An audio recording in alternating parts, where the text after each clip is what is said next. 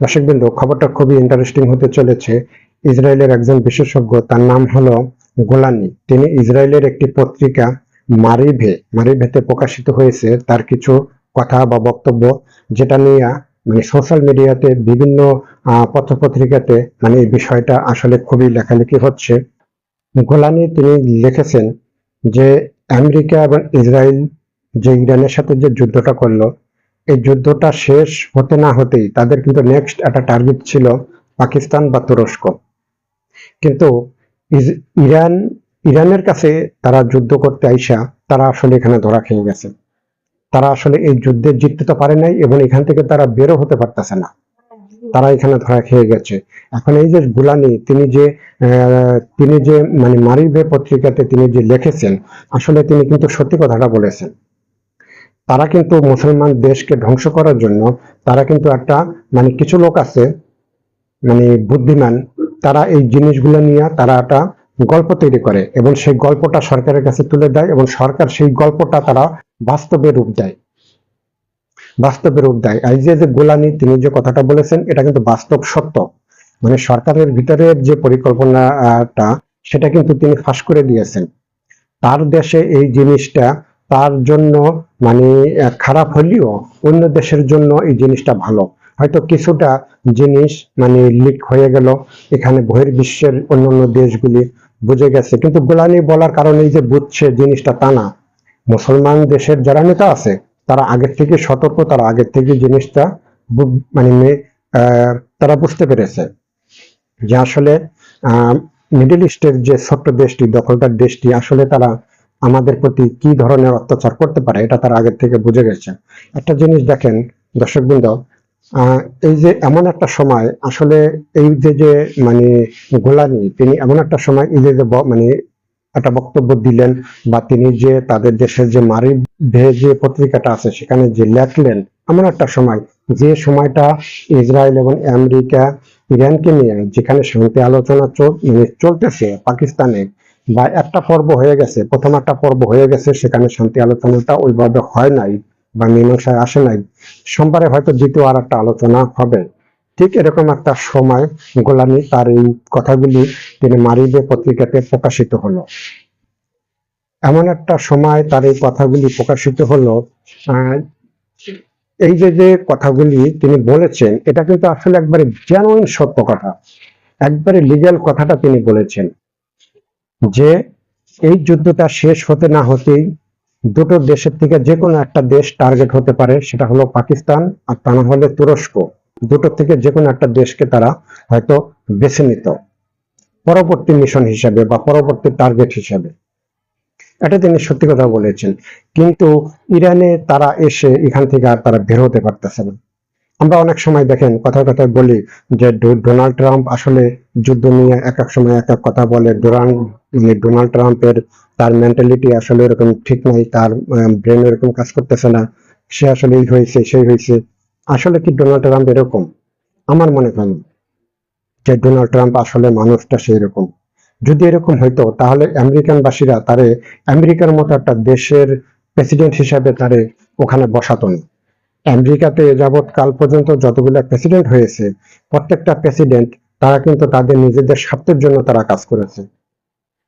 প্রত্যেকটা প্রেসিডেন্টই তারা তাদের নিজেদের স্বার্থের জন্য তারা কাজ করেছে। এখন ডোনাল্ড ট্রাম্প তিনিও কিন্তু তার দেশের নিজের স্বার্থের নিজেদের দেশের স্বার্থের জন্য তিনি কিন্তু এই যুদ্ধগুলি তারা করেন এবং যুদ্ধগুলি করে থাকেন। কিন্তু ডোনাল্ড ট্রাম্প আশা করেছিল যে ন্যাটোর সমস্ত দেশগুলি এসে তার পাশে দাঁড়াবে, কিন্তু ন্যাটো দেশগুলি আসলে সবকিছু বুঝে গেছে। সবকিছু বুঝে যাওয়ার কারণে ন্যাটো দেশগুলি আসলে তার পাশে আসে নাই। ন্যাটো দেশগুলি আসে নাই। দর্শকবৃন্দ, ইরান ট্রাম্পের আশাবাদী ইঙ্গিত নিয়ে বিশেষজ্ঞরা কি বলছেন?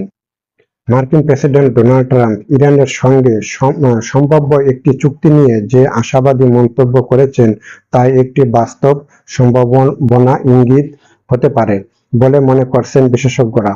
তবে তাদের মতে বিষয়টি এখনো অনিশ্চিত, কারণ অনেক প্রশ্নের উত্তর এখনো মেলেনি।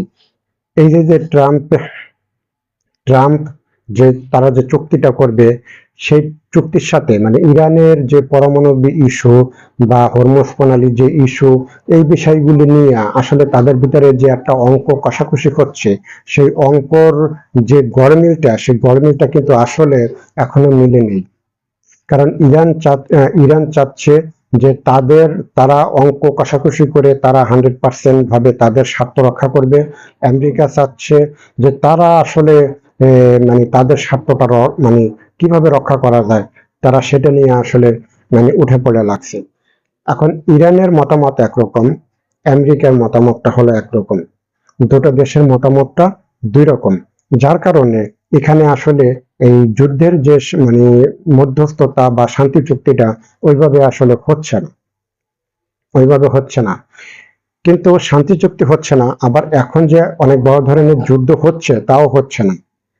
কিন্তু ট্রাম্প এখানে ভালো একটা মানে রাজনীতির চাল দিছে। এই চালটা আসলে আমার কাছে পছন্দ হয়েছে। পাকিস্তানকে মধ্যস্থতা করার জন্য ধরেছে, কিন্তু পাকিস্তানের কথায় আসলে এখনো কিন্তু হামলা হচ্ছে না, বন্ধ আছে। কিন্তু মধ্যস্থতা করার পরে হামলাটা কিন্তু বন্ধ হয়ে যায়, কিন্তু এখানে মধ্যস্থতা হওয়ার আগেই কিন্তু মানে উভয় দেশ কিন্তু হামলা করাটা বন্ধ করে দিয়েছে। এখন আমেরিকাও কিন্তু আসলে হামলা করতেছে না, ইরানও করতেছে না, ইসরায়েলও করতেছে না, কোনো দেশ করতেছে না। কিন্তু এখানে যে আবার মানে দলিল আকারে বা লিখিত আকারে তাদের ভিতরে যে একটা শান্তি চুক্তি হবে, সেটাও হচ্ছে না। কারণ এখানে অনেক কিছুর অমিল রয়ে গেছে, সেই অমিলের কারণে এগুলা হচ্ছে না।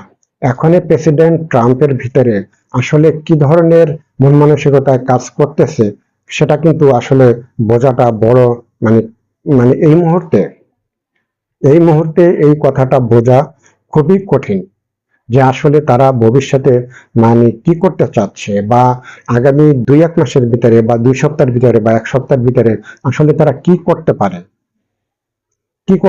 এখন আমেরিকার মতো এরকম একটা সুপার পাওয়ারের দেশ ইরানের কাছে হেরে যাবে, এটাও কিন্তু তারা মেনে নিতে পারতেছে না। তাহলে এই আমেরিকা যে একটা সুপার পাওয়ারের দেশ, সারা বিশ্ব সারা বিশ্বে যতগুলো দেশ আছে আসলে তাদেরকে তো ওইভাবে তখন মূল্যায়নটা করবে না। এখন তো তারা আসলে হেরে গেছে, এটা তারাও বুঝছে যখন তারা হেরে গেছে। আগামীতে আমি যেটা মনে করি, আগামীতে যে কোনো দেশ যদি একটু শক্তিশালী